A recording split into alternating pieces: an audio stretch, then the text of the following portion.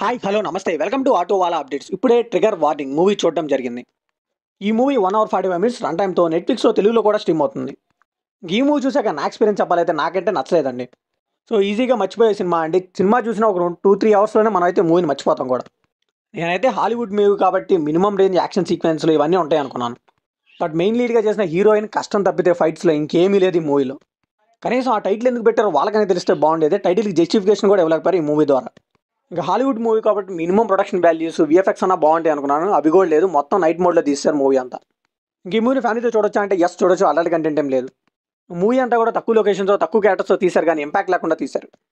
ఈ movie basic story అని వచ్చేసి సిరియాలోని ఒక ఎడారిలో టెర్రరిస్ట్ అటాక్ జరుగుతుంది. వాళ్ళనైతే మన హీరోయిన్ చంపేస్తుంది. ఆ నెక్స్ట్ వాళ్ళ నాన్న చనిపోయారని చెప్పి న్యూస్ వస్తుంది. అక్కడ నుంచి మళ్ళీ వెనక్కి వస్తుంది. సో వాళ్ళ నాన్న ఎవరు చంపారు ఇదంతా ఇన్వెస్టిగేషన్ ఈ మూవీ. ఇంకా పేరుకే ఇన్వెస్టిగేషన్ అని చెప్పాలంటే వాళ్ళకి నచ్చినట్టు రాసేసుకున్నారు, నచ్చినట్టు తీసేస్తారు. అస్సలు కన్విన్సింగ్గా అనిపించలేదు నాకు. ఇంకా సడన్గా ఒక షాపింగ్ మాల్కి తీసుకెళ్ళి అక్కడ ఒక పెద్ద ఫైట్ ప్లాన్ చేశారు. అది ఎందుకు పెట్టారు ఈ మూవీలో నాకు అర్థం కాలేదు. ఇంకా యాక్షన్ సీక్వెన్స్లో అయితే హడావుడి చేయడం తప్పితే అందులో కొంచెం కూడా ఇంపాక్ట్ కలిగించేలా లేవు.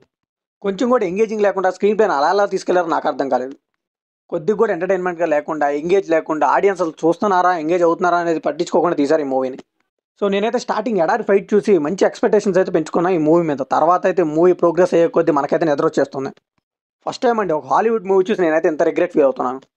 నార్మల్గా ఈ హాలీవుడ్ మూవీ చూసుకున్నా కానీ మినిమం యాక్షన్ సీక్వెన్సెస్ విఎఫ్ఎక్స్ అవన్నీ బాగుంటే కొంచెం మనం సంతృప్తి చెందుతాం. ఈ మూవీలో అయితే అవి కూడా లేవు. సో ఎంతకంటే ఎక్కువైతే ఈ మూవీ గురించి మాట్లాడుకోవాల్సిన పని లేదు. ఈ మూవీకి మనం ఇచ్చే ఫైనల్ వర్డిక్ట్ ఏంటంటే మీరైతే టైంపాస్గా ఖాళీగా ఉంటే యూట్యూబ్లో ఏదైనా షార్ట్ ఫిల్మ్ చూసుకోండి, మనం ఈ మాత్రం ట్రై చేయొద్దు. సో ఇది కంప్లీట్లీ నా ఒపీనియన్ మాత్రమే. మరి ఈ మూవీ మీకు అనిపించిన కామెంట్లో షేర్ చేసుకోండి, లైక్ చేయండి, షేర్ చేయండి, వెళ్ళే ముందు సబ్స్క్రైబ్ చేసుకోండి.